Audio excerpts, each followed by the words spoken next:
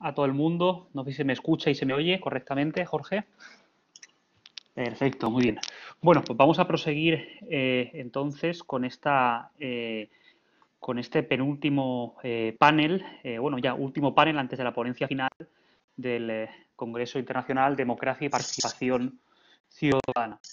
Entonces, bueno, siguiendo la tónica del resto de panels que han estado todos interesantísimos y con un nivel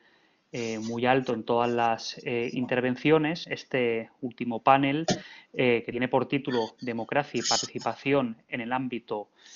local, lo va a abrir en primer lugar el profesor Gabriel Moreno González. Bueno, es complicado a veces presentar a amigos tan cercanos, ¿no? Pero para quienes no lo conozcan, iba a decir joven promesa del derecho constitucional español, pero ya más que eso diríamos ya casi consolidado, ¿no? Como ya uno de los eh, crecientes estrellas del derecho constitucional español. Pero bueno, Gabriel es profesor de Derecho Constitucional en la Universidad de Extremadura, es doctor por la Universidad de Valencia, premio extraordinario fin de carrera, premio nacional a la excelencia académica, ha realizado estancias de investigación en diversos centros prestigiosos a nivel internacional, Universidad Nacional Autónoma de México, la Universidad de Sussex en Inglaterra o el Max Planck Institute en la Universidad de Heidelberg. Además, entre múltiples artículos que tiene publicados en revistas de impacto JCR, yo recomiendo encarecidamente aquí sus dos últimas obras. La primera de ellas que tengo aquí conmigo, Estabilidad Presupuestaria y Constitución, Fundamentos Teóricos y Aplicación desde la Unión Europea, que es realmente su tesis doctoral pues, publicada ya en formato en libro, y sobre todo obra a la que él le tiene un especial cariño y que yo recomiendo encarecidamente, que es La democracia humanista, que le recomiendo a todos que lean porque seguro que no les deja indiferente. Pero bueno, sin más, doy paso ya al profesor Moreno González, que además se nos tendrá que excusar durante un momentito del panel, pero luego ya volverá para el turno de preguntas y respuestas seguro. Adelante, Gabriel. Muy bien, muchas gracias, Diego, por tu cariñosa presentación. Gracias a todos y en especial a Jorge por invitarme a este congreso. Espero también que dentro de poco podamos retomar la presencialidad a la hora de celebrar estos eventos académicos. Yo siempre reitero y además lo he dejado por escrito en demasiadas ocasiones ya, hasta el punto de que mucha gente me considera posiblemente un pesado, de que la presencialidad es insustituible, ¿no? Esto puede ser un remedio temporal y extraordinario, pero como la presencialidad y ese lugar empático que creamos, ya sea en el aula o en la sala de conferencias, creo que no hay nada y que no puede ser sustituido por eventos online. No obstante, ya digo que es un remedio excepcional y temporal y que además puede demostrar una altísima calidad como la creo que está demostrando este congreso. Efectivamente, como ha dicho también el profesor González Cadenas, a partir de las 6 yo tendré que excusarme unos minutos por un tema médico, pero creo que enseguida luego me podré conectar, ¿vale? Sobre todo de cara a la posibilidad de que se haga un debate o que intercambiemos opiniones, y más teniendo en cuenta que, como ya también es costumbre últimamente en mí, pues creo que voy a tocar palos que son demasiado polémicos o sobre los que hay un exceso de controversia y que seguramente muchos de los ponentes o compañeros que están asistiendo al Congreso no estén de acuerdo, ¿no? Quisiera hablar en los siguientes minutos de la necesaria reforma de la administración local ante el reto demográfico. Antes de ello, claro, hay que definir o hay que aclarar qué entendemos por reto demográfico. España tiene actualmente uno de sus múltiples retos y desafíos, es precisamente el de la altísima concentración de la población en las zonas urbanas, en determinadas zonas urbanas, y el de la despoblación del resto de su territorio. Estamos hablando de que los datos hoy nos dicen de que España es, junto a Finlandia, uno de los países los dos países de la Unión Europea con el territorio más despoblado, ¿no? Teniendo en cuenta además las características y singularidades geográficas de Finlandia, que no pueden ser compartidas en ningún caso por España. Nuestra geografía sí hubiera facilitado una vertebración territorial de la población mucho más equitativa o mucho más distribuida, tanto la geografía como el clima, pero altísima concentración de población que vemos, la hiperconcentración, incluso como la denominan algunos autores y autoras, que vemos en las ciudades españolas en contra del resto del territorio, un territorio que ha venido siendo últimamente adjetivado como de España vaciada, es una cosa muy singular de España. Es verdad que en todos los países de nuestro entorno, sobre todo desde mediados del siglo XIX, se han dado procesos de despoblación rural y de concentración en las ciudades. Eso va íncito, va inherente con el sistema capitalista contemporáneo en el que se tiende a la concentración no solamente de los medios de producción, sino también de las personas por criterios de supuesta eficiencia y de ahorro de costes. Pero el caso español es especialmente singular. Si ustedes ven un mapa de Europa, se darán cuenta de que es verdad que hay determinadas zonas de los países europeos donde de repente la concentración de población aumenta muchísimo, por ejemplo el Gran Londres en Inglaterra o toda la zona alrededor de París o por supuesto el oeste alemán, ¿no? La zona de Renania del Norte-Westfalia, el Palatinado y todas estas zonas, pero la población en el resto del territorio está relativamente bien distribuida, con ciudades intermedias, con ciudades que pueden vertebrar el territorio a su alrededor. Esto no acontece, no se da en España.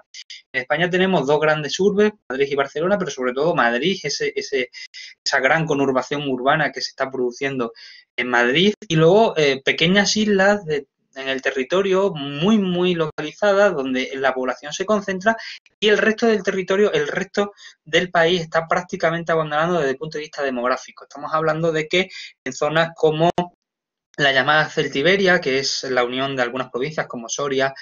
o Teruel y el norte de Cuenca, o la zona de la raya, de la frontera entre España y Portugal, a la que yo pertenezco y de la que hoy os estoy hablando desde mi casa, tienen cuotas de despoblación que se asemejan al Ártico. No estamos hablando de que se asemejen a las zonas más despobladas de los países de nuestro entorno, sino directamente al Ártico. Y, por ejemplo, en mi zona es muy común atravesar 100, 200 kilómetros sin encontrarse una población que sea superior a los 6.000 o 10.000 habitantes. ¿Eso es así por un condicionamiento geográfico histórico determinado? No. De hecho, España, aunque es verdad que había venido acumulando un déficit en cuanto a la distribución territorial de su población,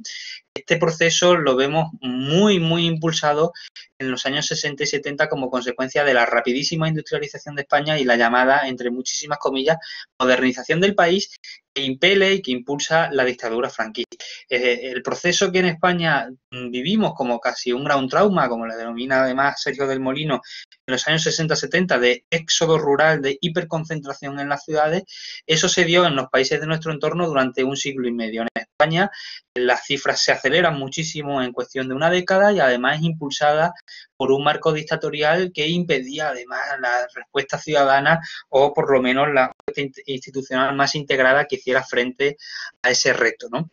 Es decir, tenemos un país demográficamente desvertebrado, territorialmente desmembrado. Tenemos un país en el que más del 60% de la población vive en menos del 5 o el 6% del territorio nacional y además donde determinadas comunidades autónomas ya están localizando como su principal desafío el elemento demográfico por la altísima tasa de envejecimiento de la población, la falta de renovación generacional con crecimiento vegetativo muy negativo y sobre todo también la emigración de las personas jóvenes. Aparte, estos procesos suelen ser como peces o culebras que se muerden la cola, en el sentido de que cuando un territorio está afectado por despoblación, generalmente eso provoca que si no se hace un plan de choque muy fuerte y muy decidido por parte también de las administraciones públicas, que es lo que luego vamos a analizar, la despoblación continúa de manera irreversible porque las causas que la impelen a ella son precisamente las mismas que se retroalimentan como consecuencia de la propia despoblación. El caso, por ejemplo, no solo de la Celtiberia, sino prácticamente de toda Castilla y León, de toda Aragón, de las zonas interior de Andalucía, de la zona interior de la Comunidad Valenciana, que muchas veces queda al margen de estos debates en el resto de España, pero hay que tener en cuenta que el interior de la Comunidad Valenciana también está sufriendo un proceso muy grave de despoblación y que además así ha sido apreciado por la propia Generalitat con un plan integral y, por supuesto, bueno, toda la frontera con Portugal, desde Galicia hasta Huelva, incluyendo mi región que es Extremadura.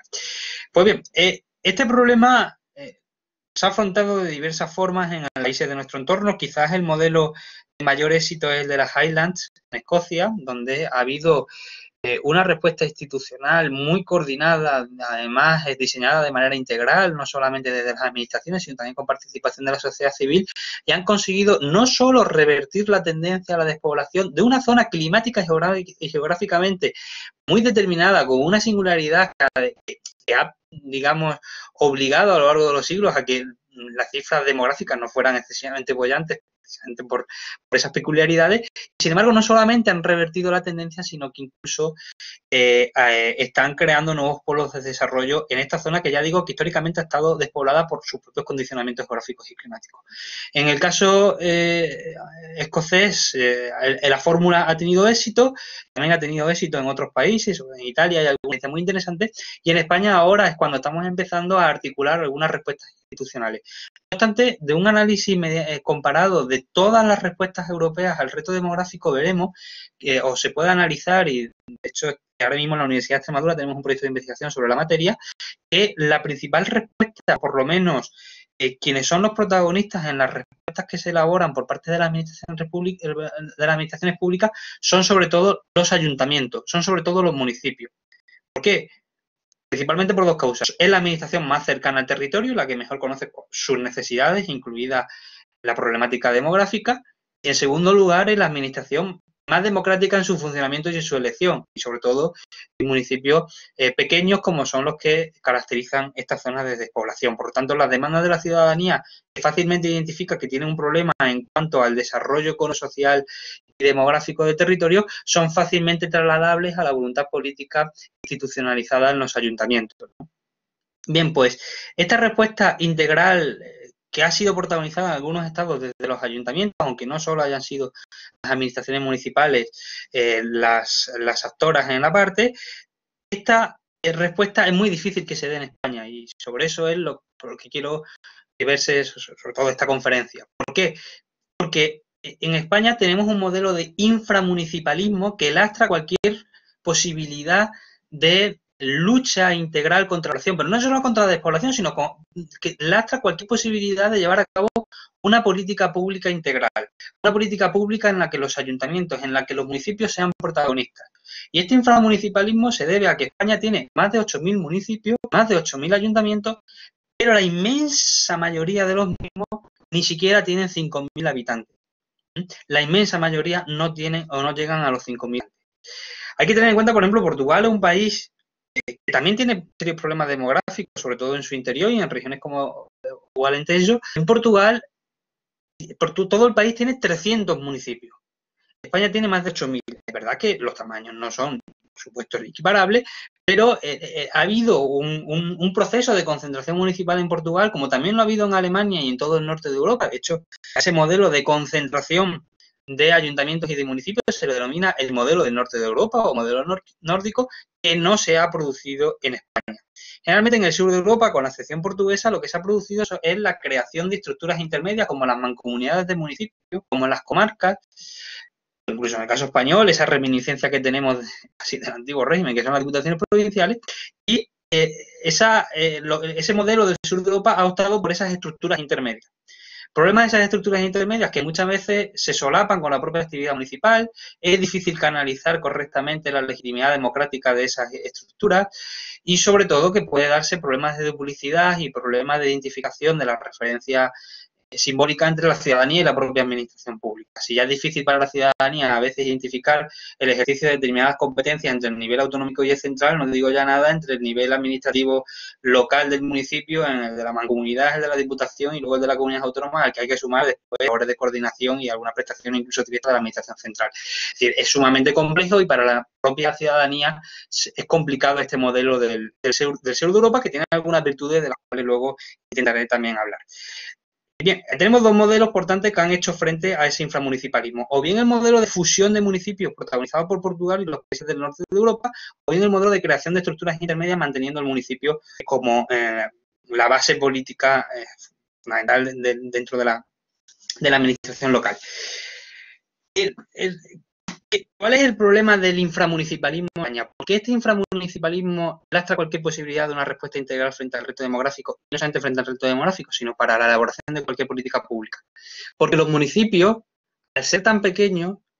no tienen la capacidad presupuestaria económica, financiera, de personal, administrativa, burocrática, para poder llevar a cabo cualquier política pública. Estamos hablando de municipios, si nos ponemos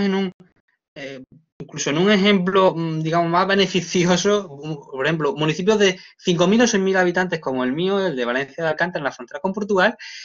prácticamente no tienen funcionarios. Además, muchísima parte del personal administrativo que trabaja en la administración local es personal laboral. Luego hay problemas constantes para cubrir, por ejemplo, las plazas de habilitados nacionales. Y, por supuesto, no hay una estructura administrativa consolidada y burocrática de manera funcional para poder llevar a cabo proyectos a largo plazo o determinadas políticas públicas. Eso sin contar con el problema histórico de la infrafinanciación de los ayuntamientos en España, de la infrafinanciación de los municipios, que asume a que tenemos muchas competencias reconocidas a los ayuntamientos, algunas de ellas claves en el día a día de todos los ciudadanos, y luego tenemos unos medios de financiación que son muy débiles y además muchos de ellos dejados al albur del ciclo económico por completo, ¿no? Así hemos tenido problemas también antes de la anterior crisis de ayuntamientos que para aumentar sus ingresos pues utilizaban de manera torticera sus competencias, sobre todo en materia urbanística. Por tanto, tenemos municipios con una administración local muy débil por su propia estructura, por su propio tamaño poblacional, unido a que el modelo español de financiación históricamente ha sido deficitario en cuanto a la financiación de los municipios, teniendo en cuenta que la Constitución española reconoce el principio de suficiencia financiera para las administraciones locales. Es decir, la Constitución es consciente de ese déficit histórico, de esa tara histórica española. Y lo intenta remediar, o no sé si lo intenta remediar, pero al menos reconoce esa realidad estableciendo el principio de suficiencia financiera, como también reconoce la histórica disparidad regional y territorial en España en materia económica y social, hasta el punto de que a lo largo del texto constitucional va estableciendo una serie de mecanismos correctores, fondos de compensación interterritorial, solidaridad interterritorial, unos principios que garanticen la coordinación del Estado central en la eficaz garantía y protección de no solamente los derechos fundamentales en todo el territorio sin distinción de lugar de nacimiento, sino también de las prestaciones públicas por parte del Estado. En fin, la Constitución también es consciente de esa realidad. De hecho, habla de un reparto equitativo de los presupuestos públicos, atendiendo también a la realidad de las disparidades, de las desigualdades territoriales, no solamente de las desigualdades entre clases sociales o las desigualdades ciudadanas, sino también de las desigualdades entre territorios, ¿no? Haciendo incluso hincapié en el hecho insular o de montaña. La Constitución es consciente, pero tampoco ha conseguido, por ejemplo, modificar la planta local en España. De hecho, la planta local no sufre ninguna alteración como consecuencia de la aprobación de la Constitución española. Se sigue reconociendo a la provincia como una entidad clave, incluso para la vertebración de España. Es la provincia la base territorial de la que parten las comunidades autónomas, no los municipios, y en cuanto a la realidad municipal, la Constitución no interviene, simplemente en el artículo 140 se limita a reconocer la autonomía de los municipios, pero no interviene para nada. Por ejemplo, podría haber establecido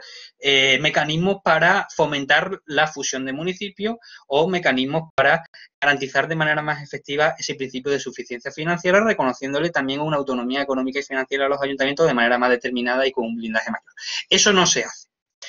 Y tampoco en los últimos 40 años de democracia constitucional en España no ha habido ningún partido político en el gobierno que haya intentado llevar a cabo una reforma integral del modelo local. Tenemos una concepción de la administración pública local que todavía es deudora de la concepción decimonónica de considerar cualquier núcleo de población, por pequeño que sea, como con derecho a ser un municipio independiente. Es decir, el constituyente, pero también el legislador, la práctica política, incluso el conjunto de costumbres y nuestra idiosincrasia como sociedad española, tiende a considerar o tiende a identificar cualquier núcleo de población, por pequeñito que sea, con un municipio, con un ayuntamiento, con su alcalde. Y esto no es así en el resto de Europa y, sobre todo, no es funcional para que podamos afianzar una administración que sea eficaz y, sobre todo, que sea autónoma. Porque aquí se da la paradoja. Cuando creemos que dotándole de un ayuntamiento propio a un núcleo pequeño, le estamos dotando también de autonomía, estamos equivocándonos, porque la autonomía no es solamente la proclamación formal de la misma,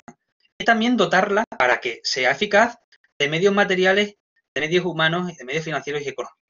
Un municipio de 200, 300, 600 habitantes o un ayuntamiento propio no es autónomo, aunque formalmente lo sea, pero no tiene autonomía y al final depende para la prestación de sus servicios, por mínimos que sean, del auxilio de la Diputación o del auxilio de la comunidad autónoma, muchas veces con subvenciones y con ayudas directas que están condicionadas y que por tanto condicionan la propia autonomía del municipio, autonomía que en teoría se pretendería proteger con esa concepción decimonónica que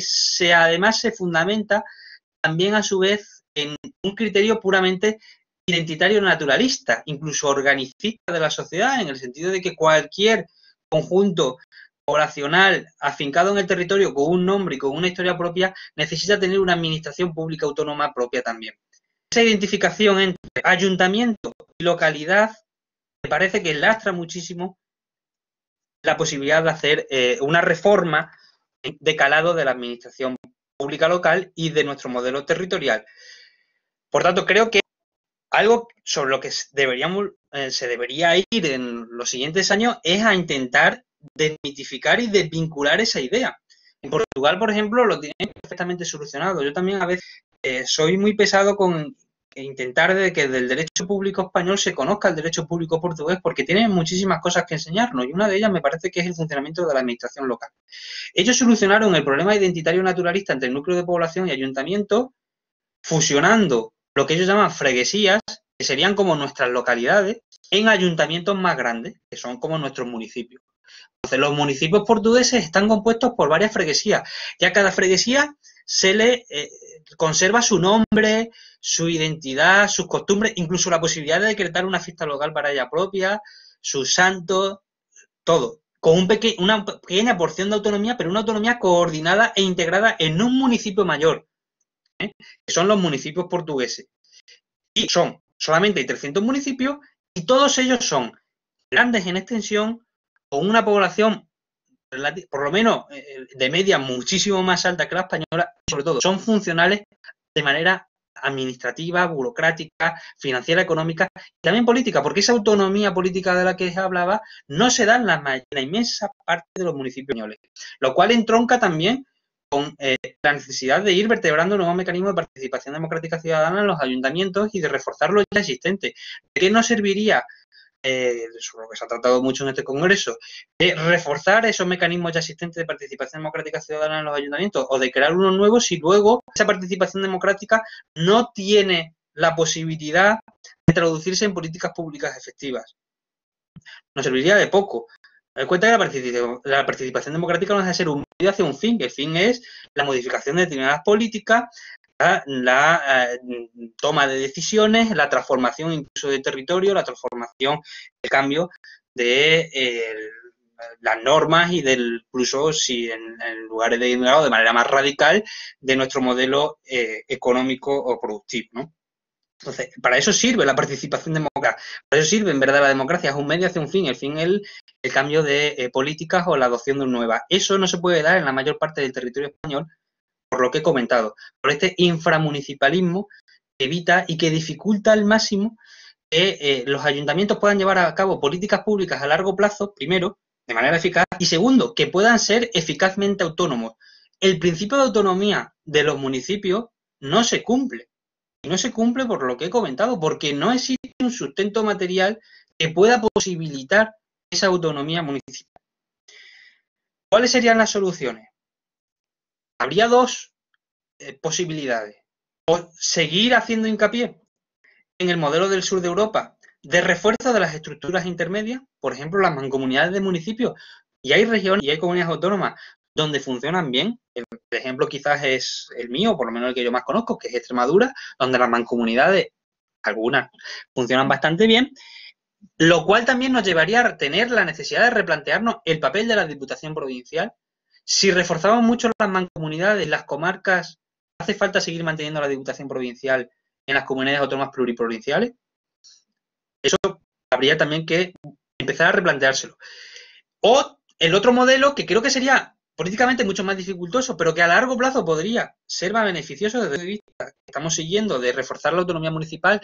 de cara a la posibilidad de llevar a cabo políticas públicas que frenen la despoblación o que cambien el territorio, que sería la fusión de municipios. Incluso lo que se podría hacer es una mezcla de ambos, pero para ello tendríamos, ya digo, que replantear el modelo provincial, que replantear nuestro propio modelo territorial. Ahora bien, estas reformas lo que no tienen que estar en ningún momento, o por lo menos allí sí lo creo yo y así lo defiendo, presididas por ningún principio neoliberal de recorte en el gasto público ni de retirada, digamos, de la administración pública del territorio, que es lo que se ha venido haciendo en los últimos, no ya en los últimos años, en las últimas décadas. La reforma de la administración local, como la famosa ley de racionalización de la administración local, lo que al final estaban o venían estando presididas por principios neoliberales que lo que buscaban era el recorte del gasto público y la retirada de la administración, tanto en determinadas prestaciones como la propia retirada física de la administración del territorio. Es verdad que finalmente la mayor parte de las consecuciones que buscaba esa ley de racionalización no se han llevado a cabo por el propio desastre y chapuza de nuestro sistema jurídico y sobre todo en materia local, pero el objetivo estaba ahí. La fusión de municipios que se produjo en Alemania después de la Segunda Guerra Mundial no estuvo presidido por ningún ideal de recorte presupuestario ni de retirada de la administración pública y del principio de solidaridad y de las potencialidades más fuertes del Estado social. Fue lo contrario. Precisamente se fusionaron los municipios para que ganaran autonomía, para que ganaran poder frente a las autoridades centrales y regionales y que pudieran canalizar nuevas políticas públicas e incluso nuevas políticas sociales y ser la correa de transmisión de la potencialidad del Estado social. Eso es lo que hemos perdido en España, donde hoy los municipios prácticamente viven, la mayor parte de ellos, si no son los de las grandes ciudades, los de las ciudades intermedias, viven de las migajas que les proporciona la Diputación Provincial o las comunidades autónomas. Y así se es incapaz ya no solo de hacer frente al reto demográfico o de llevar a cabo políticas públicas integrales a largo plazo, sino de cumplir su función como primera administración ante el ciudadano que desempeña funciones sociales. Es decir, primera administración en la línea de frente a lo social para hacer cumplir el principio de solidaridad. Es un principio estructural de nuestro sistema democrático de derecho. El principio de solidaridad, que tenemos que olvidarlo. La solidaridad, como bien dice el profesor Carlos de Cabo en un libro que les recomiendo muchísimo, Teoría Constitucional de la Solidaridad, es uno de los elementos estructurales que tiene que definir todas las políticas públicas, todas las administraciones, toda la realidad jurídico-institucional y constitucional de nuestro sistema. Porque España es un Estado social y esa adjetivación del Estado social en España no es una adjetivación puramente simbólica o formal. Tiene una potencialidad normativa, tiene una potencialidad democrática que hay que aprovechar. Y para hacerlo necesitamos empezar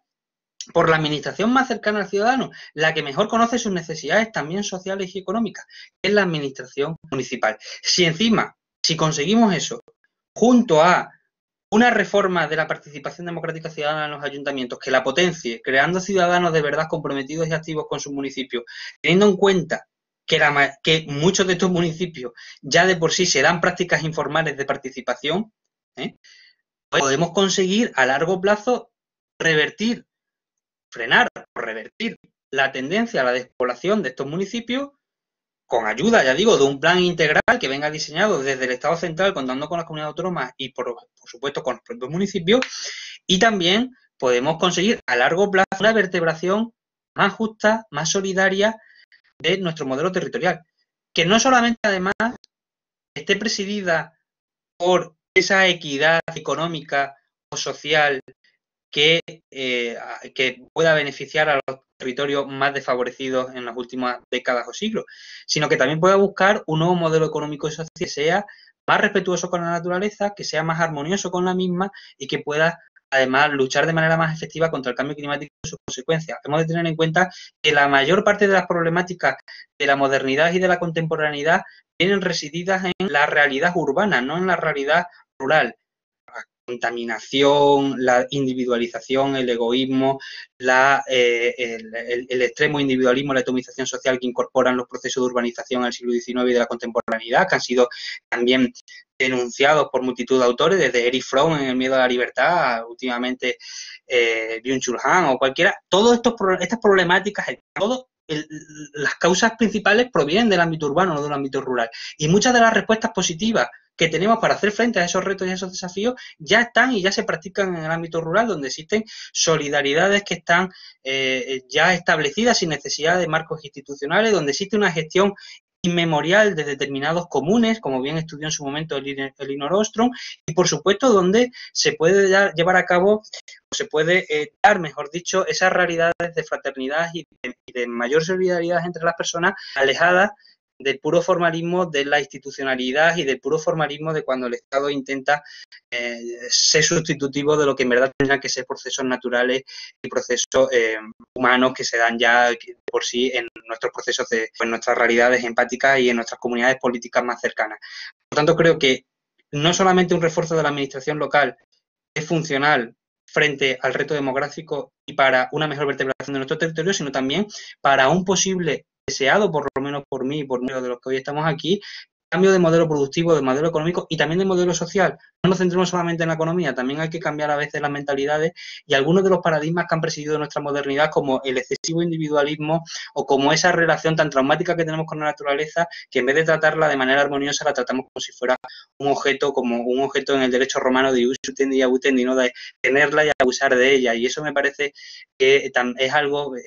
una concepción contraria a ese carácter patrimonialista de la naturaleza. Eso ya se da en el medio rural en determinados usos y costumbres. Me parece que es algo que también podemos aprovechar